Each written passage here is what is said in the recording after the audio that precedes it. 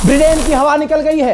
Britain जो सुबह तक धमकी दे रहा था ईरान पर हमला करेंगे, ईरान की मिसाइलों को रोकेंगे और हम खुद मैदान में उतरेंगे, ईरान ने एक दो बार इनके बेस की तरफ, जो कि इनका साइप्रस में है, साइप्रस में एक दो बार हल्के फुल्के ड्रोन ईरान ने भेज दिए।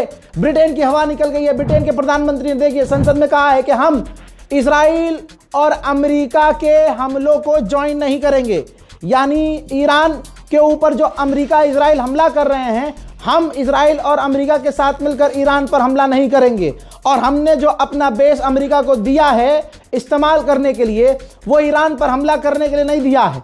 हमने सिर्फ ईरान की मिसाइलों और ड्रोन को रोकने के लिए अपने बेस को परमिट किया है, अपने बेस को हमने अलाउ किया है अमेरिका के लिए। तो आप समझ सकते हैं ब्रिटेन की पूरी हवा टाइट हो गई है। उधर साइप्रस की भी हवा टाइट है। साइप्रस परेशान है क्योंकि साइप्रस का इस जंग से कोई लेना देना था ही नहीं। तो साइप्रस में ब्रिटेन का बेस है।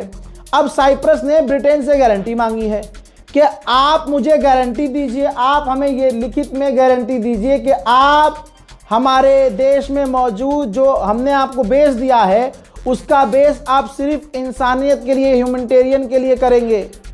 आप किसी पर हमला करने के लिए, ईरान पर स्ट्राइक करने के लिए नहीं करेंगे। जी हाँ, सबकी हवा टाइट है। हवा कुछ यूं टाइट है तमाम ईरान के दुश्मनों की कि दोस्तों बहरीन के अंदर आखिरकार अमेरिका ने अपनी एम्बेसी को बंद कर दिया है, दूतावास बंद कर दिया है। लेकिन ये मत भूलिएगा, मैं पिछले 18 घंटे से बता रहा हूं कि ईरान भले ही कितने ताकतवर हमले कर रहा हो, लेकिन ईरान पर बड़े हमले हो रहे हैं। जी हाँ, यही होता है जब दो ताकतवर लड़ते हैं तो तीसरा हिजड़ा बैठ के ताली बजाता है। हिजड़ों का झुंड भारत में आपको दिख रहा होगा जो बड़े खुश हो रहे होंगे, अरे ये खामनाई पे क्यों रो रहे हैं, अरे हम तो इजराइल के साथ हैं। अच्छा, इजराइल के मुंह मुंह देता तब भी कहते आहा मजा, इजराइल तुम हमारे फादरलैंड हो, अपना सही से लैंड हमारे मुंह में करके, हाँ मुंह तो सही से, ये इनकी औकात है। तो इन पर हमें क्यों बोलना है? क्यों मुसलमान इनको जवाब दे रहा है कमेंट में? क्यों इनके भाई इग्नोर ऐसे करो जैसे सड़क पर पड़ा हुआ पैखाना देखकर आप पैखाने के ऊपर थोड़ी ना चल के जाते हो यार। इन तमाम भगवाधारियों को, तमाम हिंदूवादियों को ऐसे इग्नोर करो जैसे, हाँ हजरात, नेटो के चीफ ने कहा है कि यूरोप के कई सारे देशों से मैंने फोन पर बात की है और कई सारे यूरोपियन देश लगभग सभी राजी हैं और खुश हैं कि डोनाल्ड ट्रंप जो कर रहे हैं वो सही कर रहे हैं। मैं बता रहा हूं ये भी झूठ है, ये सब ट्रंप का दबाव है कि यही माहौल बनाना है, साइकोलॉजिकल वे में अमेरिका को, इजराइल को जीतता हुआ दिखाना है। क्योंकि हार पहले चुका है अमेरिका, क्योंकि उनके हिसाब से प्लान सिर्फ इतना था कि खामनाई को मारेंगे, ईरान की रिजीम गिरेगी। ईरान की रिजीम गिरी नहीं, ये जंग और फैल गई। ट्रंप ने खुद कहा है कि मैंने सोचा ही नहीं था कि ईरान कभी पलटकर अरब देशों पर हमला करेगा। तो कुल मिला के क्या हुआ, प्लानिंग का तो बेड़ा गर्क हो गया, प्लानिंग सारी फेल हो गई। ईरान ने ऐलान किया है कि हमने 12वां हमलों का वेव कंप्लीट किया है, जिसमें हमने 26 ड्रोन, 5 बैलिस्टिक मिसाइल दागकर अमेरिका के बेस जो कुवैत में है, यूएई में है, बहरीन में है और साथ में जो ऑयल टैंकर हैं स्ट्रेट ऑफ हॉर्मूज में, हमने उनको निशाना बनाया है। अमेरिका ने कबूल किया है कि हमारे 4 सैनिक हाल फिलहाल में मारे गए हैं और 18 अमेरिकी फौजी बुरी तरह से घायल हैं। मेरे दोस्तों, नहीं पता कि अमेरिका का है या इजराइल का है, तस्वीर आपके सामने है। ईरान ने एक ड्रोन दुश्मन का मार गिराया है। हजरत मोहतरम, अमेरिका ने अपने जितने भी मिलिट्री बेस हैं सबको रेड अलर्ट पर, खतरे पर डाल दिया है। पर्शियन गल्फ में अकेले ईरान ने अब तक 5 वेसल्स पर, समुद्री टैंकर और वेसल्स पर हमले किए हैं, जिसकी वजह से पेट्रोल, डीजल, गैस और एलएनजी, लिक्विफाइड नेचुरल गैस के दाम आसमान पर पहुंच रहे हैं। डर सबको लग रहा है, गला सबका सूख रहा है, क्योंकि सर पर कफन बांधकर ईरान लड़ रहा है।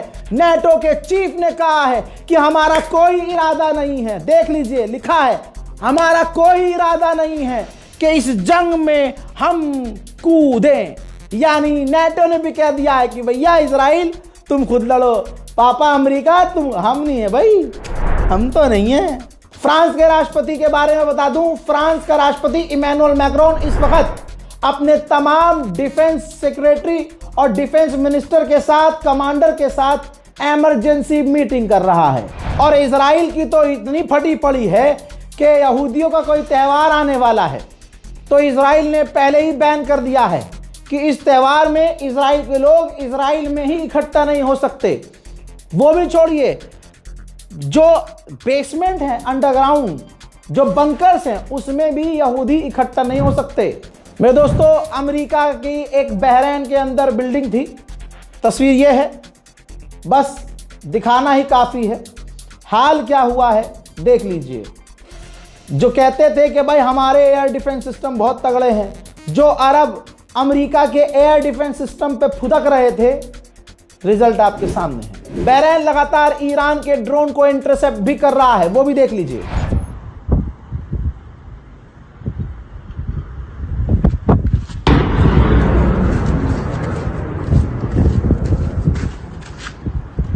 कतर सबसे ज्यादा लिक्विफाइड नेचुरल गैस बेचता है। कतर में एलएनजी गैस की फैक्ट्री पर, साइट पर हमला हुआ, कतर की हवा निकली, कतर ने तुरंत अपनी वो भी फैक्ट्री बंद कर दी। जैसे ही वो फैक्ट्री बंद करी, पूरे यूरोप में एलएनजी यानी लिक्विफाइड नेचुरल गैस के दाम 40 से 50% बढ़ गए। ईरानियन ऑफिशियल ने कहा है, ये रहा वीडियो, कॉपीराइट का मसला है वरना मैं दिखा देता, लेकिन मैं आसान कर देता हूं। ईरान के ऑफिशियल ने इंटरनेशनल मीडिया को बताया कि ईरान ने सऊदी अरब की ऑयल फैसिलिटी पर हमला नहीं किया, अरामको पर हमला नहीं किया। पत्रकार ने पूछा फिर किसने किया, तो ईरानी ऑफिशियल ने बोला कि कोई तीसरा है जो सऊदी अरब को इस जंग में ज़बरदस्ती घसीटना चाहता है। हो सकता है दोस्तों ये भी सच हो सकता है ये काम इजराइल ही करवा रहा हो और कर रहा हो, ताकि पूरा अरब ईरान पर हमला करने के लिए इजराइल और अमेरिका के साथ आ जाए। सोच के देखिए कितना खतरनाक प्लान है ये नेतन्याहू का। ईरान ने कंफर्म किया है कि अब तक अमेरिका ने ईरान में 9 अस्पतालों पर बमबारियां की हैं, जो इंसानियत का ज्ञान पेल रहे हैं और जो अमेरिकी और इजरायली ऑफिशियल खंडरों के पास जाके रो रहे हैं कि देखो ईरान सिविलियंस पे हमले कर रहा।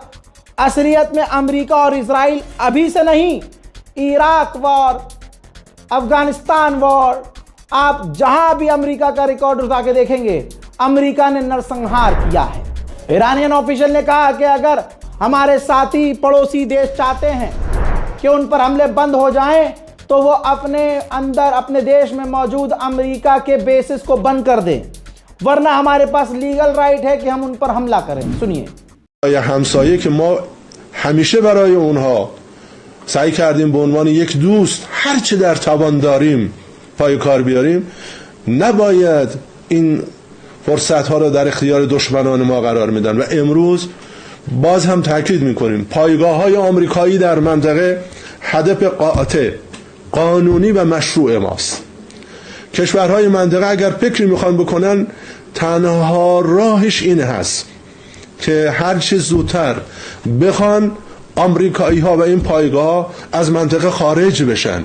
این راه درسته و لذا بدون شک ما وظیفه دفاع از ملت ایران رو داریم، وظیفه داریم در مقابل متجاوز نه تنها بایستیم، بلکه هر نقطه عالم مورد برخورد قرار بدیم. بارهای جمله رو من گفتم با آمریکایی‌ها در تجمعات گوناگون، 22 بهمن ها، در 22 دی گفتم آمریکایی‌ها. ईरान के नेशनल सुप्रीम काउंसिल के हेड लारिजानी ने कहा है, बल्कि देख लीजिए, शक बहुत होता है आपको हमारी रिपोर्ट पे ना, देखिए ध्यान से पढ़िए, पढ़ना आता है तो। लारिजानी ने कहा है कि ईरान एक लंबी जंग के लिए इजराइल और अमेरिका से तैयार है। ऐसे हालात में जब दुनिया कह रही है कि ईरान टूट चुका है, अगर ईरान का लीडर ये कह रहा है, ईरान के नेशनल सिक्योरिटी काउंसिल का हेड कह रहा है कि अभी भी हम अमेरिका और इजराइल से लंबी जंग के लिए तैयार हैं, तो ये जिगरे का काम है, जिगर। दोस्तों, अरब देशों का हाल देखकर दुनिया खौफ में है। जरा सा एक दो ड्रोन हमला साइप्रस पे क्या हुआ कि साइप्रस के टूरिस्ट अब साइप्रस छोड़कर भाग रहे हैं।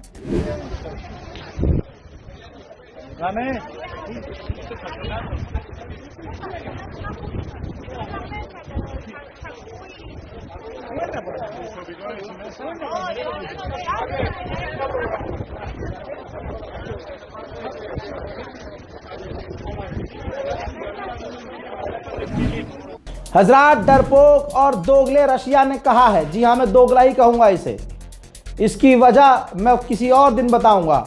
रशिया ने कहा है कि हम ईरान के लीडरशिप से टच में हैं और तुरंत सीज फायर की मांग करते हैं। उधर ईरान ने यूएई, दुबई, भाई दुबई को बड़ा पेला यार इसने, ईरान ने भाई यूएई की ऑयल रिग पर ईरान का बड़ा हमला। देखिए,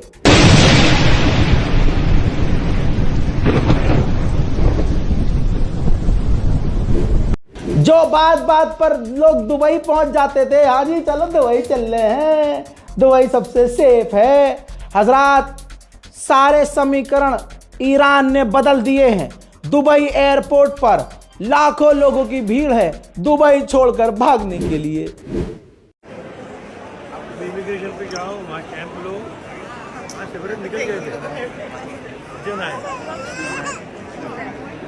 8 घंटा जाके गए, वापस आए उतना ही।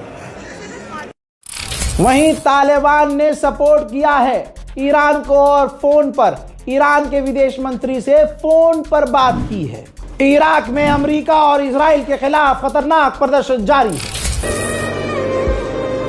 अल्हम्दुलिल्लाह अल्लज़ी अकरम अल-मुस्तशहीदीन फी सबीलिह, अल्हम्दुलिल्लाह अल्लज़ी रज़क़ना अश-शहादत फी सबीलिह, अल्हम्दुलिल्लाह। मेरे दोस्तों, सैटेलाइट इमेज से दिख रहा है कि ईरान अमेरिका को बजा रहा है।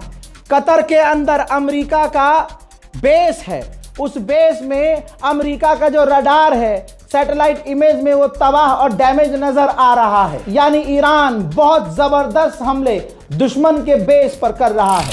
फिलहाल के अपडेट में इतना ही, लौट के आ रहा हूं और भी बड़ी जानकारियों के साथ। इंतजार कीजिए। जय हिंद।